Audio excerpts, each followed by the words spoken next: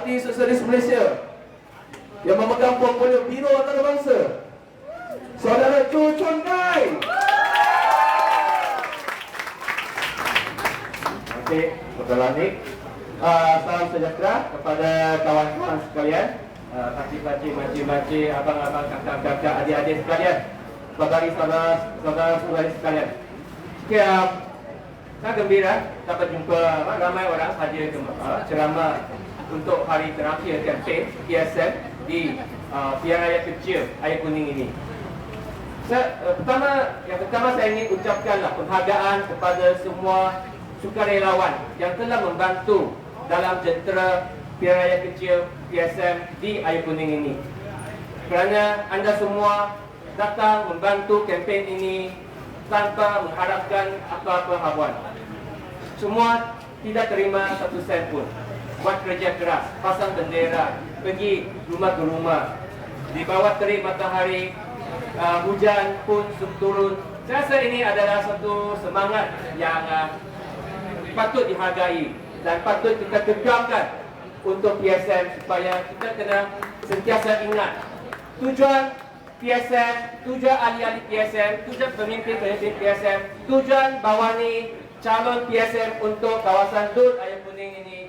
Tujuan kami terlibat dalam politik bukan untuk mengumpul kekayaan, bukan untuk mencari nama. Tujuan kami adalah untuk membela nasib rakyat bawahan.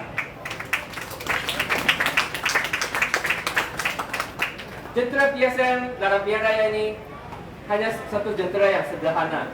Kita tidak dapat berbanding dengan parti-parti besar, dua parti besar, Barisan Nasional, Perikatan Nasional, yang ada ramai anggota, banyak dana, ada jentera kerajaan, ada sumber-sumber yang mereka boleh guna untuk membeli undi.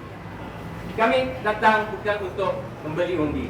Kami berkempen untuk juga memujuk rakyat, untuk satu idea yang baru, untuk satu harapan yang baru, untuk DUT Air Kuning, negeri Perak dan juga Malaysia, bahawa kita dapat sama-sama membina sebuah masyarakat yang sejahtera dengan penyertaan rakyat itu sendiri, bukannya diasingkan oleh golongan elit politik di kayangan yang mereka saling bertukar, tetapi mereka masih pegang kuasa, pegang kepada menggunakan kuasa mereka untuk mengumpul kekayaan, pada masa yang sama memecah belahkan rakyat bawahan dengan berbagai isu perkauman, keagamaan dan juga timbulkan rasa benci sesama rakyat, supaya rakyat berbilang kau di negara Malaysia yang majmuk ini tidak dapat bersatu untuk mencabar kekuasaan mereka di kayangan. Inilah PSM. Kita percaya untuk membawa perubahan bukan hanya pilih seorang dua pemimpin untuk mengambil jawatan sebagai wakil rakyat ataupun mengambil posisi sebagai menteri. Kita percaya jika bawani dipilih, jika dia tidak melakukan kerjanya dengan baik, jika dia tidak menunaikan janjinya, melaksanakan tanggungjawabnya sebagai seorang wakil rakyat, rakyat patut ada kuasa untuk tukarnya. Ini adalah demokrasi. Jika kerajaan tidak dapat memenuhi aspirasi rakyat, kita dapat ubah. Dan kita memang pernah ubah. Tetapi lepas ubah, kita lihat yang sebelum ini jadi pembangkang, bila berkuasa, nampaknya tidak banyak berbeza berbanding parti pemerintah sebelum ini.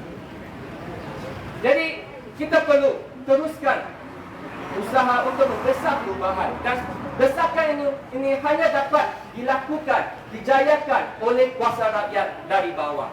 Dan inilah yang PSM percaya. Hanya kuasa rakyat dari bawah, kita mampu membawa perubahan. Dan saya cakap ini bukan sesuatu yang bayangan ataupun sesuatu yang tiada asasnya. Sebab sebagai seorang yang sudah terlibat dalam PSM untuk lebih 20 tahun, dari pengalaman kita sendiri, kita boleh lihat bagaimana kuasa rakyat mungkin itu kecil, tetapi masih boleh membawa banyak perubahan.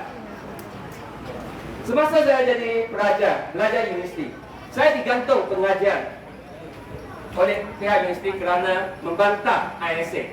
Tahu apa itu ISA? Ramai orang muda sudah tidak tahu. Akta Keselamatan Dalam Negeri, ISA, yang boleh tahan sesiapa tanpa bicara. Ini 20 tahun dulu. Masih ada. Jadi saya digantung pengajian. Tapi siapa sangka, selepas 10 tahun saya digantung pengajian di universiti, ISA sudah dimasukkan. Tetapi pemansuhan ISA ini tidak berlaku secara otomatik. Dia adalah satu perjuangan yang berterusan.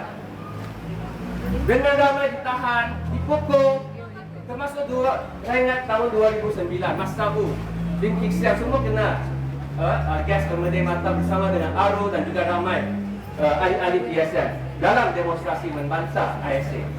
Akhirnya ISA dimasukkan. Kenapa? Kerana kuasa rakyat. Kita dapat tunjukkan. Dan kuasa rakyat ini tidak dibina hanya semalaman. Dia adalah satu proses. Jadi kempen-kempen PSN seperti saudari Simajini berkongsi tadi, kita ada banyak kempen. Akta gaji minimum dulu tak ada, sekarang ada. Juga hasil usaha kita berjuang mendesak kerajaan, walaupun kita tak ada ahli parlimen, masih dapat dilaksanakan, tetap masih ada banyak kekurangan, perlu lagi desakan lah. Jadi itulah maksudnya satu, ini kuasa baru, ini kuasa rakyat. Kuasa ketiga sepatutnya datang daripada kuasa rakyat, bukan datang daripada seorang dua pemimpin. Kita percaya hanya rakyat yang ada kesedaran boleh kita membawa perubahan. Jadi penglibatan PSN dalam pilihan raya ini, saya lihat dia adalah sebagai sebahagian daripada proses ini. Besok adalah hari mengundi. Selepas 2 minggu kita bekerja keras untuk berkempen, rakyat kita harap pengundi air pening dapat membuka mata sedikit. Tapi kita juga kena sedar realitinya sekarang politik arus perdana sering cuba meracuni minda rakyat dengan berbagai politik pergauman yang memecah belah kita, mengkabari mata kita pada isu-isu yang sebenar. Ini satu cabaran yang besar yang harus kita mengatasi. Dan kita cuba buat. Okay. Dan tak kira apa keputusan esok, saya rasa PSN kita sudah melaksanakan yang terbaik.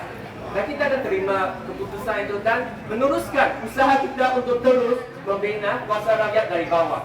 Saya rasa itu yang paling penting.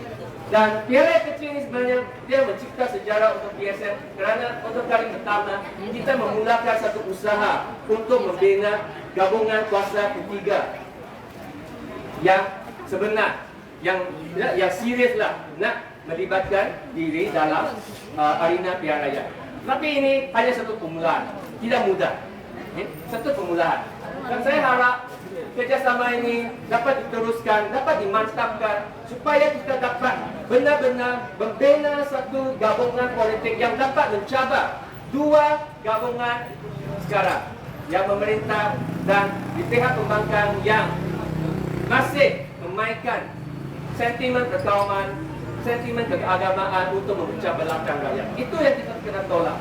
Dan kita perlu membina satu alternatif kuasa ketiga yang progresif, yang berlandaskan aspirasi rakyat bawahan, rakyat mahal itu, untuk sama-sama kita memperjuangkan sebuah masyarakat yang benar-benar demokratik, benar-benar bebas daripada sebarang eksploitasi dan penindasan, dan benar-benar sejahtera untuk semua.